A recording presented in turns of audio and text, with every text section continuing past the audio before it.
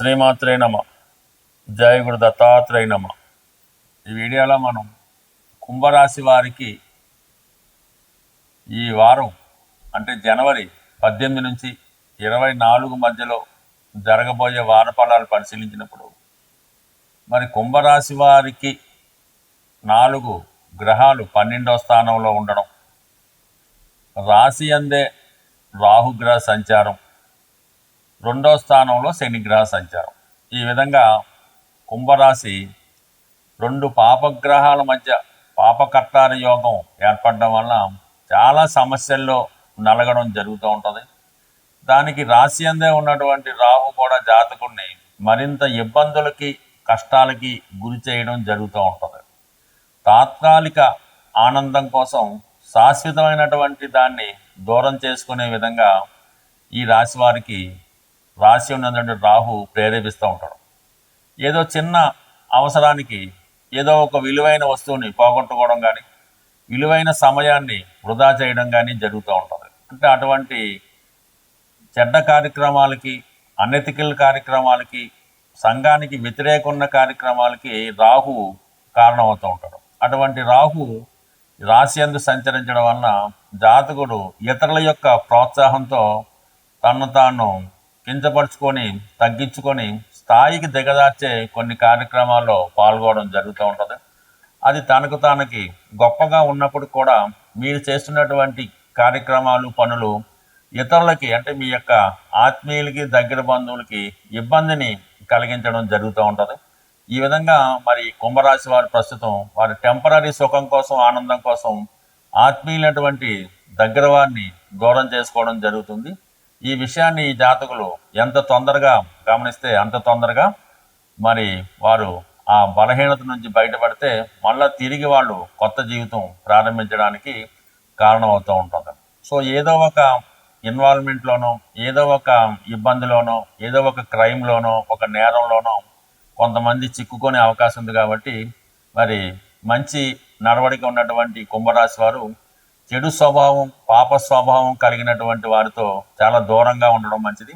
అటువంటి వారితో పరిచయం పెంచుకోవడం వల్ల కానీ, సరదాగా వారితో కలిసి తిరగడం వల్ల కానీ, వాళ్ళు ఇచ్చినటువంటి ఆతిథ్యం స్వీకరించడానికి వెళ్ళడం కానీ, కలిసి ఎక్కడికైనా ప్రయాణం చేయడం వల్ల ఏదో ఒక కొత్త సమస్యలో మీరు ఇబ్బంది పడడం జరుగుతుంటుంది. కాబట్టి ఈ విషయంలో మీరు చాలా వరకు ఏదో సామెత చెప్పినప్పుడు దుష్టులకి దూరంగా ఉండడం మంచిది.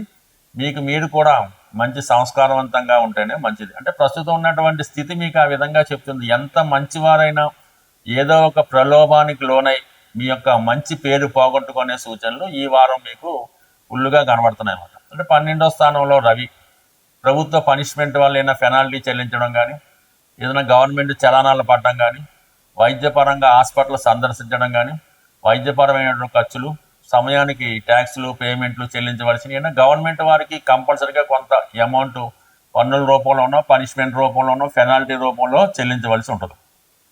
కుజుడు తృతీయ దశమాధిపతిగా 1000 స్థానంలో ఉండడం వల్ల సెల్ఫ్ మిస్టేక్స్ వల్ల, అన్నదమ్ముల వల్ల, స్నేహితుల వల్ల నష్టపోవచ్చు. ఉద్యోగపరంగా ఉద్యోగం పోవడం కానీ, ఉద్యోగపరంగా మార్పులు కానీ, టెంపరీ సెలవు కానీ రావడం జరుగుతూ ఉంటుంది. ఏదైనా భూములు, స్థిరాస్తులు అమ్మాలనే మీ ప్రయత్నం కొంతవరకు వాయిదా పడుతూ ఉంటుంది. దాన్ని ఇతరులు అడ్డుకోవడం జరుగుతూ ఉంటుంది. ప్రధానంగా శుక్రుడు ఈ రాశి వారికి చతుర్థ భాగ్యాధిపతిగా 10వ స్థానంలో ఉండడం వల్ల ఏదో ఒక బలహీనత కంపల్సరీగా కొంతమందికి ఇది చేయాలి, వాళ్ళకి ఏదో కొనాలి, రహస్యంగా వాళ్ళని కలుసుకోవాలి అన్న మీ ప్రయత్నం చాలా వరకు అడ్డుకట్టబడుతుంది. సమయానికి ధనం లభించక చాలా ముఖ్యమైనటువంటి వ్యక్తుల్ని దూరం చేసుకోవడం కూడా జరుగుతూ ఉంటుంది. అలాగే బుధుడు కొన్ని వ్యాపార అవకాశాలు మీకు రావడం జరుగుతూ ఉంటుంది. పిల్లల్ని చదివించాలనే మీ ఆలోచన కానీ, వాళ్ళని విదేశం పంపించాలనే మీ కోరిక కానీ ఈ సమయంలో వారి కొరకు ఖర్చు పెట్టవలసి ఉంటుంది. కానీ తీవ్రమైనటువంటి ఆర్థిక ఒత్తిడి వల్ల, మిగతా కుటుంబ సభ్యులు సహకరించకపోవడం వల్ల ఏ ప్రయత్నం కూడా నెరవేరకుండా అది ఆశగానే తీరిపోయే అవకాశం. బట్ ఏదైనా సుఖమైనటువంటి నిద్రకి, సుఖమైనటువంటి వ్యవహారాలకి చాలా దూరంగా ఉండవలసి ఉంటుంది. అయితే కొన్ని వృత్తుల్లో ఉన్న వాళ్ళకి ఇది అనుకూలంగా ఉంటుంది. బట్ ఏదైనప్పుడు కూడా చాలా విలువైనది ఈ సమయంలో మీరు పోగొట్టుకునే సూచనలు కనబడుతున్నాయి. అలాగే ధనస్థానంలో ఉన్నటువంటి శని భగవానుడు వృత్తిరీత్యా కంపల్సరీగా కుటుంబం నుంచి దూరంగా వెళ్ళవలసి ఉంటుంది.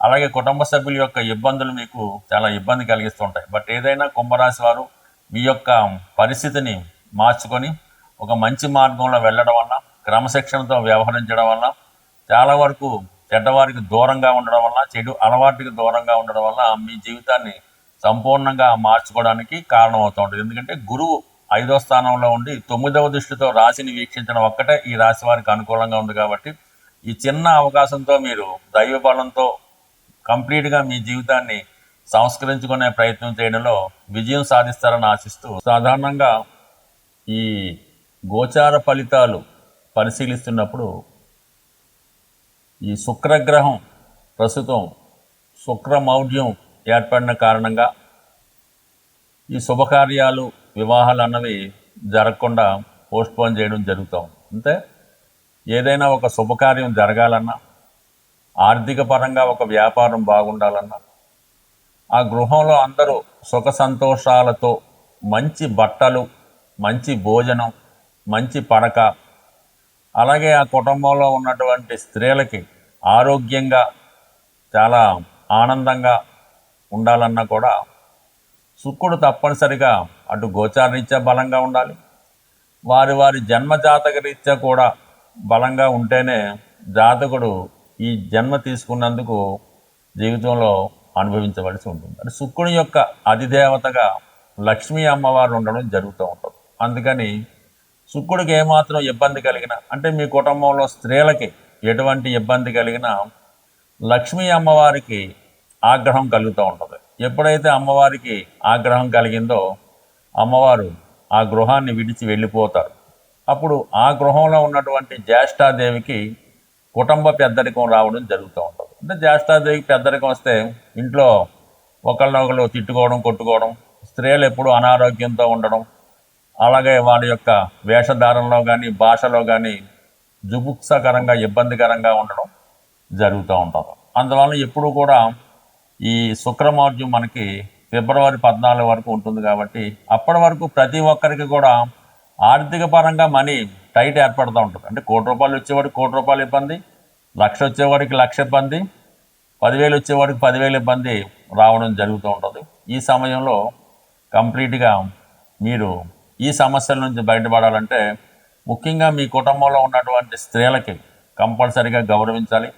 వారికి ఎటువంటి ఇబ్బంది కలగకుండా, అంటే ఎప్పుడు వాళ్ళకి దుఃఖం కలగకుండా చూసుకోవాలి. పొరపాటుని మీ కుటుంబంలో ఏ స్త్రీ అయినా, తల్లి అయినా, భార్య అయినా, కూతురైనా కంటనీరు పెట్టుకుంటే ఆ కుటుంబంలో 6 నెలల దాకా అనావృష్టి తాండవిస్తూ ఉంటుంది. అంటే ఒక్కసారి దుఃఖపడిందంటే ఆ కుటుంబంలో 6 నెలల దాకా వివిధ రకాలుగా ఇబ్బందులు కలగడం జరుగుతుంటాయి. కాబట్టి ఈ విషయంలో చాలా జాగ్రత్తగా ఉండవలసి ఉంటుంది. దాని తర్వాత ప్రధానంగా ఇప్పుడు సంక్రాంతి కాబట్టి పుట్టింటికి మీ యొక్క ఆడపడుచులు అది రావడం జరుగుతుంటుంది. వారు వెళ్ళిపోయినప్పుడు కంపల్సరీగా వాళ్ళకి తగు విధంగా మీకు ఏమీ లేకపోయినా వాళ్ళకి సత్కరించవలసి ఉంటుంది. వాళ్ళకి సంతోషంగా, ఆనందంగా పంపవలసి ఉంటుంది. వాళ్ళు ఏమాత్రం వెళ్తూ నిష్ఠూరంగా మాట్లాడినా, బాధపడినా, ఇబ్బంది పడినా మళ్ళా వచ్చే సంవత్సరం దాకా మీ కుటుంబంలో ఏదో ఒక ఇబ్బంది నడుస్తూ ఉంటుంది. కాబట్టి కంప్లీట్గా వాళ్ళని గౌరవప్రదంగా చూడటం అన్నది మంచిది. ప్రధానంగా ఇటువంటి సమస్యలు రాకుండా ఉండాలంటే మీ యొక్క ఇంట్లో, మీరుంటున్న గృహంలో ఆగ్నేయపరంగా దోషం లేకుండా ఉండాలి. అలాగే మీ యొక్క వంటిల్లు కూడా చాలా శుచిగా, శుభ్రంగా, ఆరోగ్యకరంగా ఉన్నప్పుడు ఆటోమేటిక్గా ఈ స్త్రీల వల్ల వచ్చే ఇబ్బందులు, ఆర్థిక సమస్యలన్నీ కూడా సంపూర్ణంగా పరిష్కారం అవుతూ ఉంటాయి.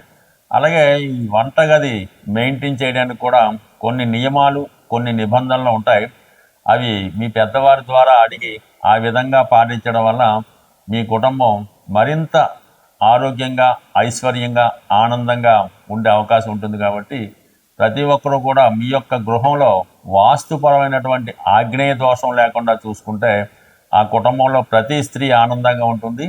ప్రతి మగవాడు కూడా ఎటువంటి వ్యసనం లేకుండా భార్య విధేయుడై ఉండడం జరుగుతుంది. స్వస్తి.